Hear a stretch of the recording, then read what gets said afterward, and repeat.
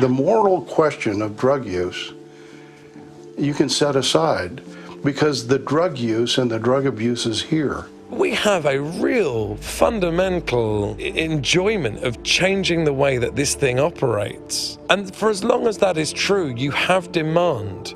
You don't have to be a capitalist, you don't have to be an economist, but we all know where there is demand, there is supply. A plant that's very easy to grow suddenly becomes something that's worth thousands and thousands and thousands of dollars a pound because you're compensating the producers and the transporters for the risk of going to jail or being arrested or being shot or other things that happen to people involved in criminal activity. And with that profit comes opportunity, sometimes to the most unlikely of people. I went to Oxford to study nuclear physics and did some postgraduate in history and philosophy of science, but forsook the halls of academia to become a dope smuggler. But quite early on, I started smuggling cannabis from Europe to America. In those days, in the very early 70s, there'd be a markup of about 300%. British bands were beginning to get very popular, and they were visiting the States with an awful lot of equipment. So we used to hide the hashish in various speakers and amplifiers, etc. Pink Floyd, Emerson, Lake and Palmer, Eric Clapton, Genesis.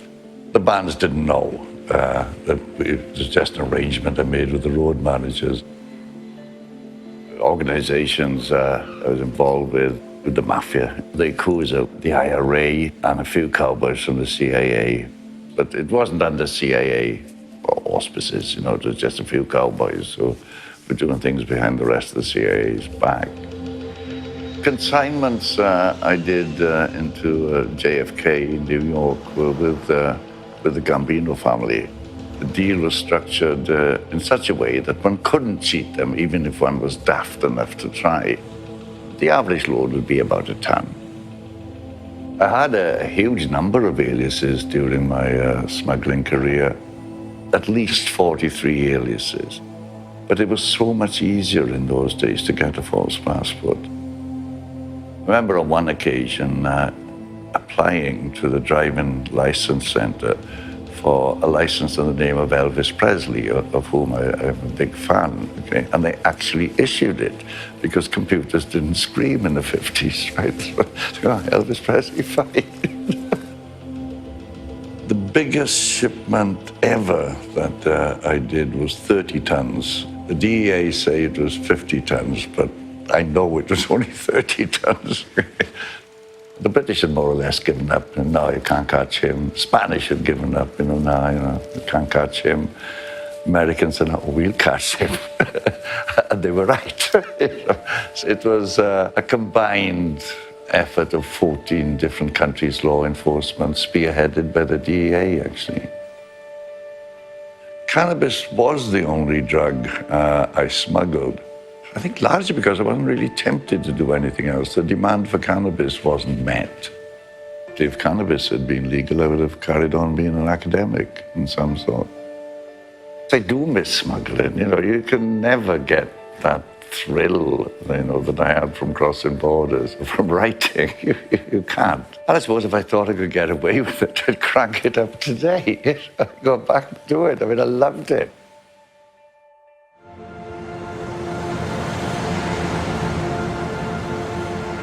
It's interesting when you look at the amount of money that these drugs are generating. Where does that money go? And who's handling it?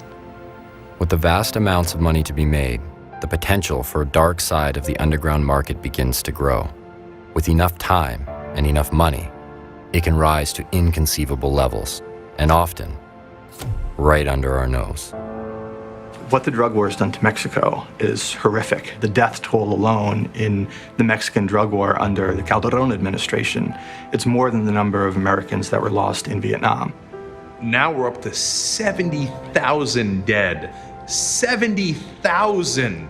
The bloodshed follows a mass killing in the Mexican border city of Nuevo Laredo last week, where 9 bodies were left for the public to see, and 14 other bodies were found mutilated. And this is happening on our southern border, and yet very little attention is paid to it. It is the United States that sends the guns across the borders to Mexico. It's the United States that then, in return for the guns, imports the drugs. A lot of people think that those 70,000 dead are all gangsters shooting it out with each other. Not true. They're police officers, their children, their families, their mothers and fathers. You're raising your kids with an education, and your kids go off to a nightclub some night and they never come home. Why? Because kids have been kidnapped at random and mutilated. Beyond the horrific death toll and the horrific acts of violence and decapitations and bodies hanging from bridges, the drug wars really led to a deterioration in the infrastructures of society, which means that virtually every municipal police force in much of Mexico is corrupted by one cartel or another. What does that mean? That means if you're a lower middle class Mexican, your house gets broken into, who do you call? Right? You have nobody to go to. And if you do call the police, well, they're just as likely to tell the cartel, hey, this person's ratting on you, as they are to come and help you and take a report and bring somebody to jail. So if you murder somebody in Mexico, you have less than a 5% chance of ever spending a day in jail for that. And that is almost entirely a product of what the drug war has done to law enforcement, the judiciary, and the correction systems in Mexico. The last thing a Mexican drug trafficking cartel would want would be for drugs to be legalized in the United States, because that would take away their primary source of income. How do you kill a cartel and the street gang organization in drugs? You take their source of nutrition away. Their source of nutrition is money, drug money. You dry them up.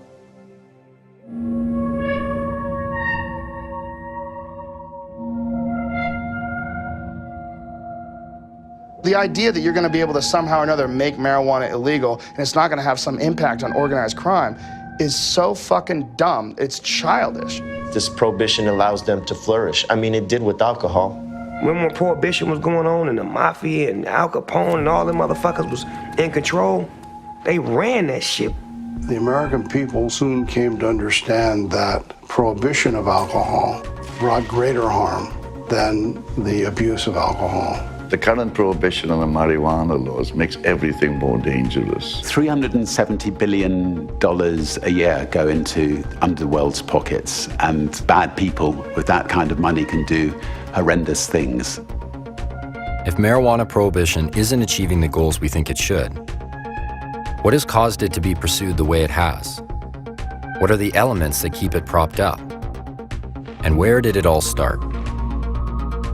While most fingers might point to the year 1937 when marijuana was first outlawed by a tax stamp required for hemp, let's fast forward 34 years to 1971. That was the year the public first heard this. Ladies and gentlemen, I would like to summarize for you the meeting that I have just had with bipartisan leaders. America's public enemy number one in the United States is drug abuse. Attorney General Kleindienst for Nixon was quoted thereafter, and he was sorrowful that he had been involved in this.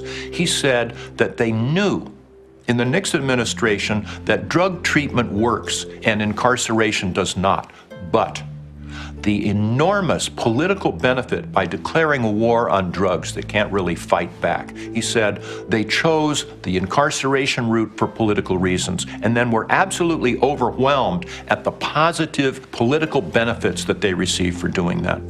There's actual documentation that shows the United States government under Nixon was actively writing to universities and saying, pull your information of cannabis and hemp and marijuana out of your libraries.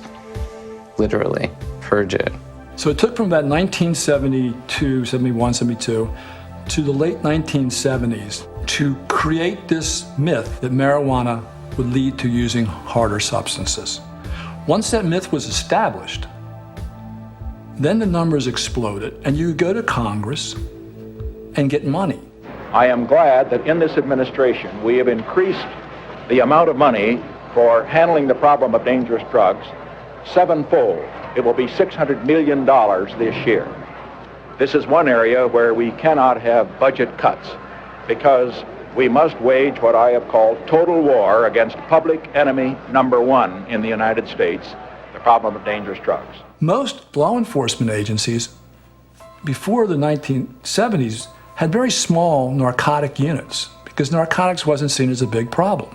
By the end of the decade, the narcotic units had exploded.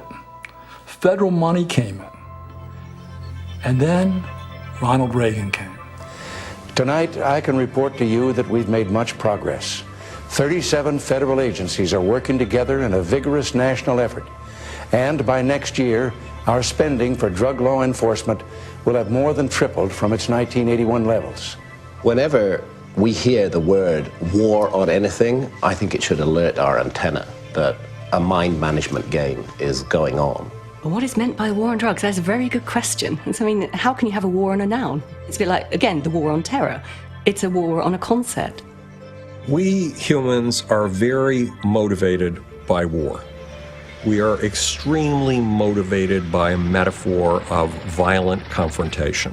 It goes all the way back to the very first foremothers of all life on Earth, bacteria, 3.85 billion years ago. Bacteria are incredibly social. They live in armies. They live in armies of 7 trillion. And they are constantly communicating with each other. They're constantly exchanging data.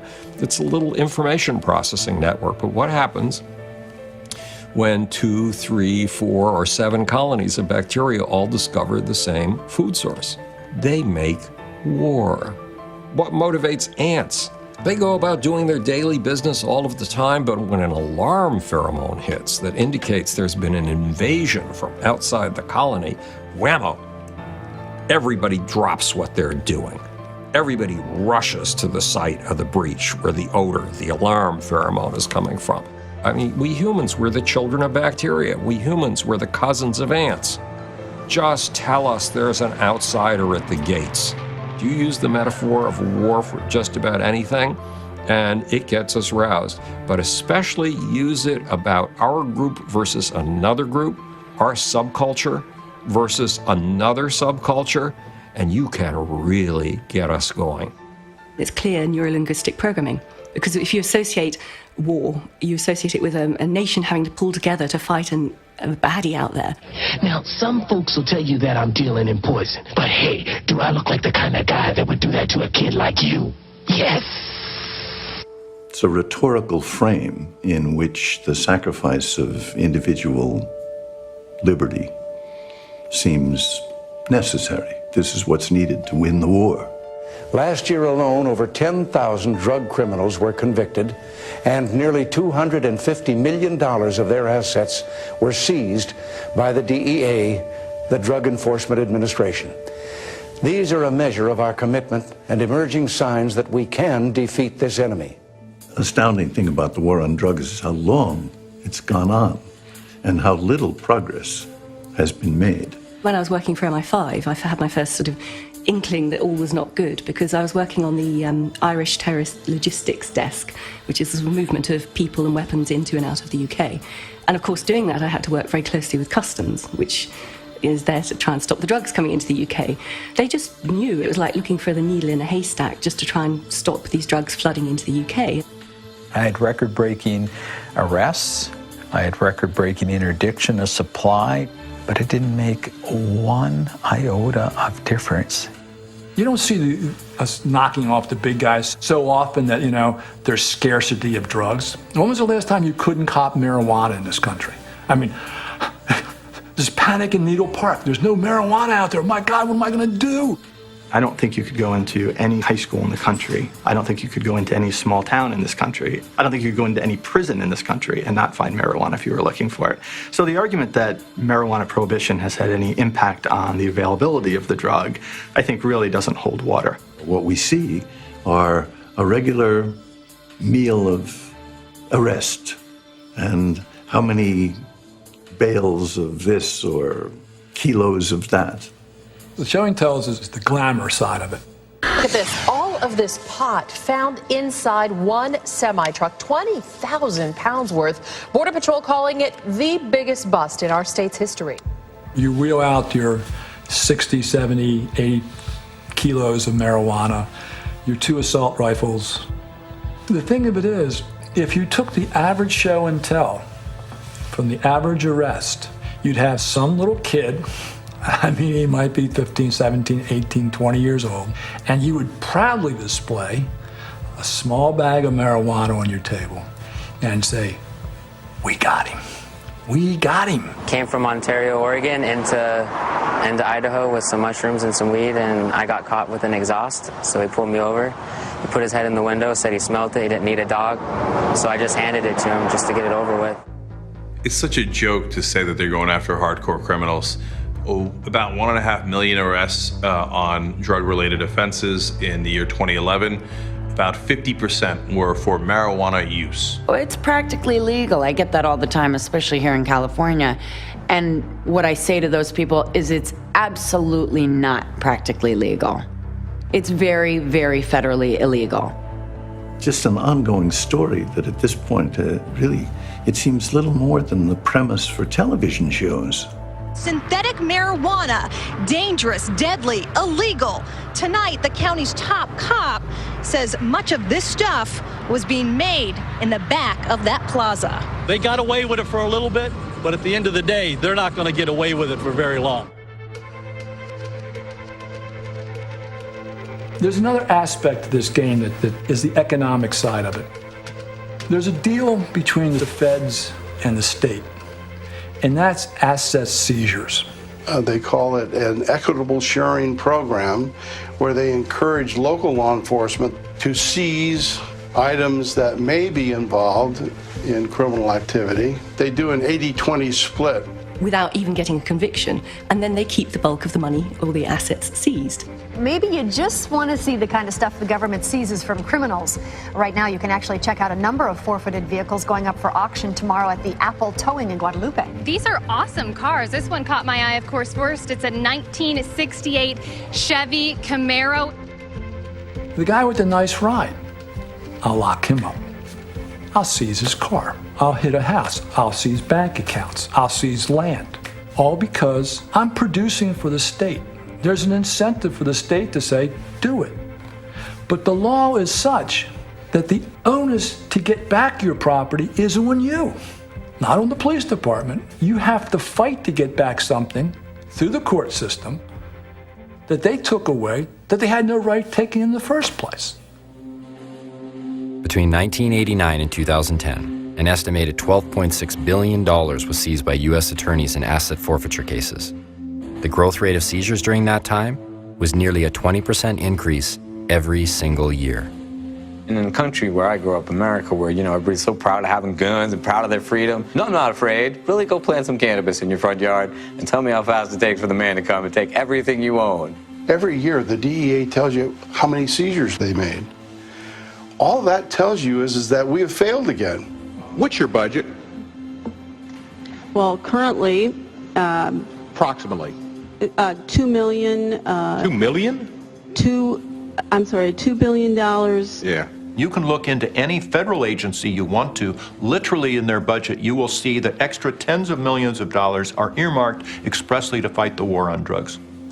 When you get to the top of both towers, the interests are the same. The major drug dealer wants to continue selling drugs. Law enforcement wants to continue trying to prosecute the people who are using the drugs, and there's a harmony there. If you ever seen the film of the head of the DEA, Lionheart, I believe is her name, when they asked her, is marijuana worse than heroin? And she sat there and stuttered around. She wouldn't answer the question.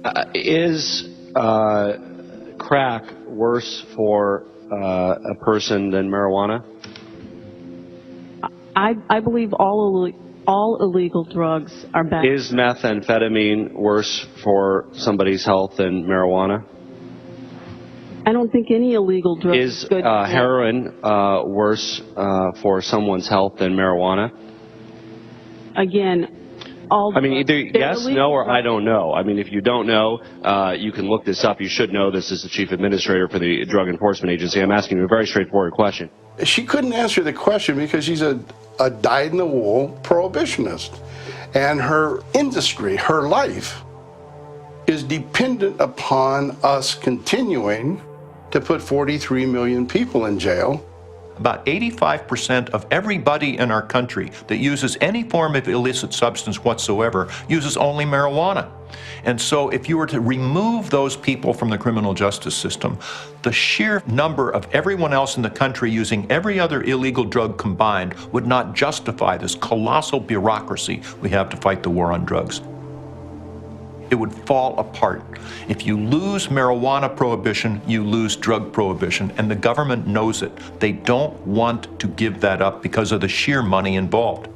Going down the path to legalization in this country is reckless and irresponsible. It scares us. The treatment people are afraid. The education people are afraid. Law enforcement is worried what is going to happen. People say, well, the vice cops who work on marijuana prohibition would be out of work, the people who work for the DEA, some of them would be out of jobs, the White House Drug Czar office, and so on and so forth. I mean, that's just the most lunatic defense of prohibition. By that logic, we should prohibit everything, because then we'd need cops to enforce food prohibition and housing prohibition and medicine prohibition.